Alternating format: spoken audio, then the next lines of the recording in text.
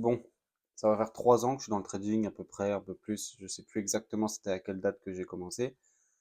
Mais sur ces derniers mois, j'ai jamais eu autant de réalisations. Et dans cette vidéo, je vais justement te parler de ces réalisations. Je vais faire un point sur mon trading, tout simplement.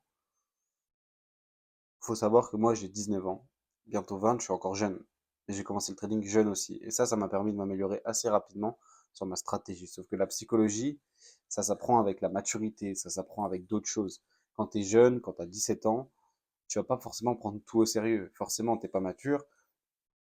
Donc les choses, et je dis pas que je suis mature à 19 ans, mais les choses que tu vas apprendre, tu vas forcément les prendre avec moins de sérieux.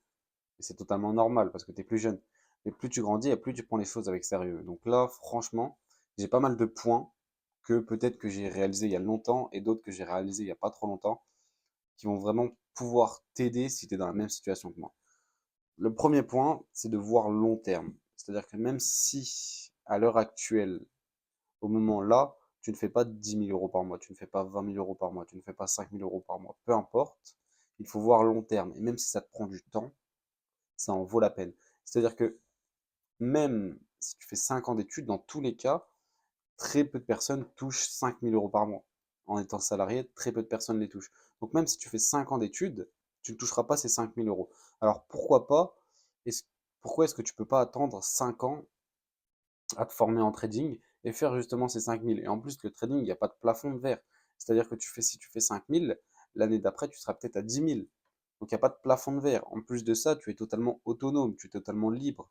Tu travailles d'où tu veux. Et encore, je ne vais pas entrer dans les clichés des entrepreneurs qui sont sur la plage ou quoi, mais tu travailles de chez toi. Tu es beaucoup plus tranquille. Si, je sais pas, tu travailles ou même que tu es à l'école, on est d'accord que je pense que tu préfères être en distanciel. Donc là, c'est vraiment un distanciel un peu. Donc tu es chez toi, tu te lèves à l'heure que tu veux, tu fais ce que tu veux. Dans tous les cas, ta journée, tu l'organises comme tu veux en fonction de ton trading. Si bien sûr tu es rentable et que tu fais justement ces 5 000 euros par mois grâce à ton trading. Mais pour ça, tu as du temps. Tu as du temps. Et je dis pas qu'il faut rien faire, pas du tout. Il faut vraiment se concentrer, il faut travailler à 100%. Mais ce que je veux dire par tu as du temps, il faut pas forcer les choses. Tu peux pas devenir rentable en trading pour moi en un mois. En un mois, tu feras pas tant d'argent. D'accord? En 3, 4 mois, justement, c'est ce que nous, on fait avec mon associé. On essaye de faire valider les firmes à des gens et qui commencent à avoir euh, des profits, tout simplement. Mais en 3 mois, tu n'auras pas la psychologie pour être excellent. C'est pas possible. Tu peux faire un tout petit peu d'argent comme ça, mais tu n'auras pas une psychologie pour être excellent. Mais par contre, si tu attends 5 ans, c'est pas tu attends, c'est tu travailles pendant 5 ans. Tu travailles sur ta psychologie, tu travailles sur ta stratégie, tu travailles sur ton mindset, tu travailles sur tout, sur toi. Là, forcément, ça sera possible. Mais si ça prend 5 ans, est-ce que c'est grave, honnêtement? Honnêtement, est-ce que c'est grave d'avoir tant de liberté, de faire ce que tu veux de tes journées, de faire un truc qui te plaît? Est-ce que c'est grave? Et en plus, tu gagnes plus. Et en plus, il n'y a pas de plafond de verre, comme je t'ai dit juste avant.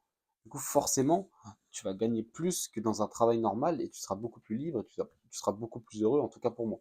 Pour ma part, c'est comme ça. Donc moi, j'ai réalisé que même si ça me prend plus de temps à faire autant d'argent, parce que moi, je ne vis pas encore de mon trading, je le souhaite un jour, si Dieu le veut, mais pour le moment, j'en vis pas encore.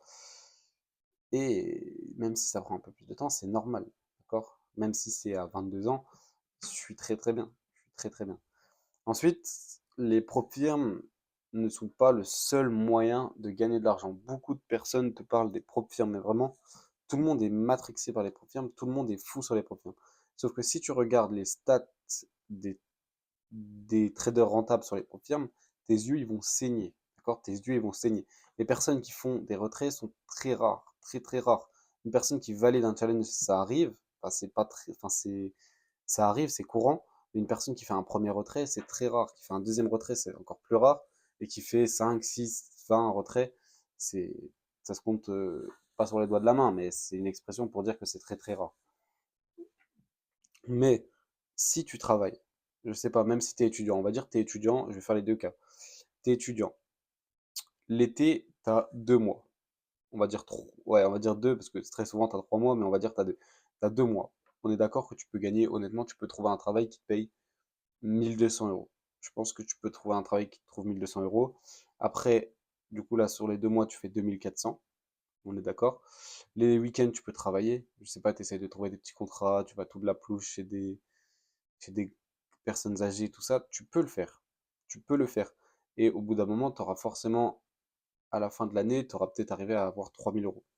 3 000 euros, si tu prends 1 000 euros pour te former, il te reste 2 000 euros. 2 000 euros, si tu trades comme une propre firme, tu as 10% de drawdown. 2 000 euros, tu risques 10% du coup, parce que tu as 10% de drawdown. Si tu risques 1% sur une propre firme, tu as le droit à que 10 pertes. Si tu risques 10% sur un petit compte, sur un compte propre, tu as le droit à 10 pertes. Donc c'est la même chose. Et là, tu risques déjà 200 euros de ton propre argent. Si tu fais, je sais pas, 2-3 R mensuels, tu as entre 400 et 600 euros de générer. Il faut savoir que c'est toi qui génères cet argent, d'accord? Donc c'est déjà très très bien au début. Et ça, c'est pas compliqué. Aller chercher 2 000 euros, 3 000 euros en travaillant, c'est pas compliqué. Tu peux le faire, même si tu es étudiant ou quoi. Si tu travailles, justement, normalement, si tu épargnes et que t'es pas complètement flambeur, on va dire, je pense que tu peux avoir une bonne épargne de côté. Je dis pas qu'il faut tout mettre en trading, loin de là. Je dis que si tu mets une somme en trading et tu risques un peu plus que la moyenne, un peu plus que, on dit 1%, parce que les personnes qui te disent risquer 1%, peut-être qu'ils n'ont pas les mêmes fonds propres que toi. S'ils ont des fonds propres à 1 million, à 100 000, à 10, pas à 10 000, à 500 000, je sais pas, forcément, ils vont risquer moins que toi qui dois risquer, qui a un capital qui est beaucoup plus petit. Donc forcément, toi, tu peux te permettre de risquer plus. Et si tu veux faire de l'argent avec un compte qui est relativement moyen, il faut que tu augmentes ce facteur risque. Tu es obligé. Donc ça, c'est ma deuxième réalisation, c'est que les propres firmes ne sont pas le seul moyen de faire de l'argent en trading. Et si tu vois long terme et que tu prends la première réalisation aussi, si tu mets 2 000 euros sur un compte, 5 000 euros, si tu risques 10% par trade et que tu fais, je sais pas, 2-3 R dans le mois, on va dire, au bout de 1-2 ans, t'inquiète pas que ton compte ne sera plus à 5 000, hein, il sera bien, bien, bien au-dessus. Tous les 18 R environ, si tu ajustes ton risque, tous les 18 R, tu fais x2. Donc si tu fais 2 R par mois, tu fais 24 R dans l'année, on va dire, allez, on va dire que tu fais x3 à l'année. X3 à l'année, au début, tu commences avec 5 000, tu arrives à 15 000, la deuxième année, tu es à 30 000. Et c'est les 3 premières années qui te prennent le plus de temps et où tu fais le moins. Après, tu es à 30 000, après, tu es à 90, après, tu es à 270, et ça va super vite. Forcément, après, tu ajustes ton risque en fonction du capital que tu augmentes. Mais ça fait quand même des belles performances. Faut pas voir long terme, enfin, faut voir long terme, et il n'y a pas que les propres firmes dans la vie. Ensuite, un SL ne t'éloigne pas de tes objectifs. Beaucoup de personnes peuvent penser que j'ai pris un SL, donc je suis en perte sur mon compte. On est d'accord? Quand tu prends un stop loss, c'est quand tu prends une perte en trading. Beaucoup de personnes pensent que vu qu'ils prennent une perte, ils s'éloignent de leurs objectifs. Alors que non, il y a une nuance entre s'éloigner de ses objectifs et respecter son plan. Si c'est une perte qui est totalement logique, qui respecte ton plan, mais à 100%, pourquoi est-ce que ça t'éloignerait de tes objectifs? Tu as respecté ton plan, tu sais que ton plan il est rentable, donc justement ça te rapproche de tes objectifs. On va dire que tu as 50% de win rate. Si tu prends, on est d'accord que si tu as 50% de win rate, tu dois perdre une fois sur deux. Et ça, tout le monde l'oublie. Euh, Ils ont 50% de win rate, ça ils le savent, ils savent qu'ils doivent perdre une fois sur deux, sauf que quand ils prennent une perte, pour eux c'est pas normal, leur plan, la stratégie elle marche plus. Non, c'est normal. Tu risques ton argent en trading, tu as 50% de taux de réussite, tu vas gagner une fois sur deux en moyenne. Pourquoi alors tu pètes un plomb quand tu prends un SL? Non. Un SL te rapproche de tes objectifs si c'est un trade qui rentre dans ton plan, qui est cohérent, et un SL t'éloigne de tes objectifs seulement et seulement si il ne respecte pas ton plan. S'il respecte ton plan, ça te rapproche de tes objectifs parce que tu deviens quelqu'un de carré, tu deviens quelqu'un qui respecte son plan. Donc si tu respectes ton plan à long terme, encore une fois, on revient sur le long terme, tu seras rentable. Donc un SL te rapproche de tes objectifs parfois. Ensuite, le trading, c'est un game qui est sérieux et justement, on va revenir à l'intro de la vidéo. Je vous ai dit que j'ai commencé à 17 ans et quand t'as, ou même 16 et quelques, fin de mes 16 ans, je crois, t'es pas forcément quelqu'un de sérieux. On est bien d'accord, t'es encore au lycée, tu fais un peu le bordel en cours, forcément, ça va pas le, ça revient aussi sur ton trading, donc t'es pas forcément quelqu'un de sérieux. Sauf que plus tu grandis et plus tu deviens sérieux. Et le trading, c'est un game qui est très sérieux. À ton avis, pourquoi est-ce qu'il faut 5 ans d'études? Pourquoi est-ce qu'en banque, ils sont tous complètement fous? Enfin, ils sont pas tous complètement fous, mais ça arrive de devenir fou. Pourquoi est-ce que les traders, ils sont très très froids, ils ont pas beaucoup d'émotions? Parce que c'est un game qui est sérieux, parce que c'est un game qui est dur, parce que faut être à 100% dedans, faut être vraiment carré, faut être discipliné, il faut vraiment être bon sur ça. Donc, il faut vraiment que tu te mettes en tête que quand tu prends un trade, t'as pas le droit à l'erreur. C'est-à-dire que toi, certes, tu as un petit compte à 200 balles, tu risques 2 euros par trade. Bon, on s'en fout. Sauf qu'il y a des personnes au-dessus de toi qui risquent peut-être eux 100 000 euros par trade. Et si un jour, je dis bien un jour, tu veux être de ces personnes, faut que tu te mettes dans la tête qu'il faut être sérieux. Parce que là, forcément, avec 2 balles, tu te dis, bon, je m'en fous, tu vois. Mais si tu risques 100 000, là, ça va pas être pareil. Et tu vas pas pouvoir faire, tu vas pas pouvoir changer en une fois, tu vois. Dès le début, il faut que tu te dises que c'est sérieux, même si tu risques 2 euros. Le trading, c'est un game qui est sérieux. Et si tu veux voir encore une fois long terme, je l'ai répété je sais pas combien de fois, mais il faut être sérieux. Si tu es sérieux et que dès le début, tu commences, tu te dis, ok, là, c'est vraiment un game qui est dur, je peux faire beaucoup, ça va me prendre du temps, mais je vais le faire. Et bah, si tu le fais et que tu commences directement dans le bon état d'esprit, moi, j'ai pas forcément. Si, j'ai toujours été quand même dans le bon état d'esprit, mais j'étais pas à 100%. Là, franchement, j'ai jamais été aussi prêt psychologiquement à faire ce qu'il faut faire. Je dis pas le travail ou quoi, j'ai toujours travaillé d'arrache-pied, mais je suis prêt à faire ce qu'il faut faire pour aller chercher vraiment beaucoup. Donc, euh, donc vraiment, prends le trading au sérieux. Le game changer, tu vas prendre ton trading au sérieux. Prendre son trading au sérieux, ça veut dire quoi? Ça veut dire que tu vas respecter ton plan.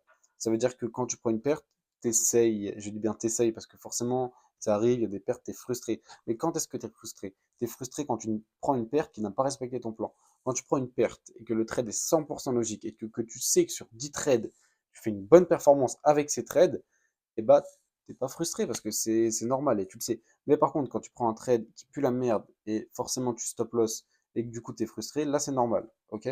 Mais si prendre son trading au sérieux, ça veut dire respecter son plan, être froid quand tu prends une perte, tu t'en fous. Quand tu prends un gain, tu peux être content, c'est bien. Tu prends une perte, pareil, tu t'en fous. Euh, Qu'est-ce qu'il y a d'autre? Il y a plein de choses. Il faut vraiment être prêt à se risquer son capital. On n'est pas là pour risquer du 0,1%. On n'est pas là. Après, ça dépend de ton capital. Encore une fois, si tu as 10 millions, je suis d'accord avec toi. Risquer 0,1%, c'est très bien. Mais on n'est pas là pour risquer 0,05%. Non. On est quand même là pour risquer de l'argent, c'est le but, et en faire le plus possible. Donc, il faut vraiment prendre son trading au sérieux. Je t'ai fait une petite vidéo assez simple, il n'y aura pas forcément beaucoup de cuts, il n'y aura pas de montage, juste, c'est dans tous les cas la chaîne YouTube, c'est un peu un tracking de mon évolution. De toute façon, j'avais déjà une autre chaîne YouTube, mais je prenais pas forcément justement les choses au sérieux. Là, je les prends un peu plus, même beaucoup. Je te fais un petit récap. Voir long terme, les propres firmes, il n'y a pas que ça dans la vie. Même il y a les investisseurs, tout ça, mais bon, ça après, il faut être carré. Mais justement, tu prends un petit compte. Sur ce petit compte, tu essaies de faire 20-30% l'année, mais de manière excellente. Ça veut dire drawdown max 3%, win rate 30%, 40%, 50%, risk reward moyen 2,5, des choses comme ça, des choses propres, profit factor au-dessus de des trucs magnifiques, genre des trucs qui sont alléchants, des trucs que quand tu vois ces datas, tes yeux ils brillent, tu vois. Vraiment des trucs propres. Un SL ne t'éloigne pas forcément de tes objectifs et le trading c'est un game qui est très sérieux. Il faut vraiment prendre les choses au sérieux. Donc voilà, merci de m'avoir écouté. Rejoins-moi dans la bio mon Telegram et on se retrouvera pour une prochaine vidéo. Allez, prends soin de toi.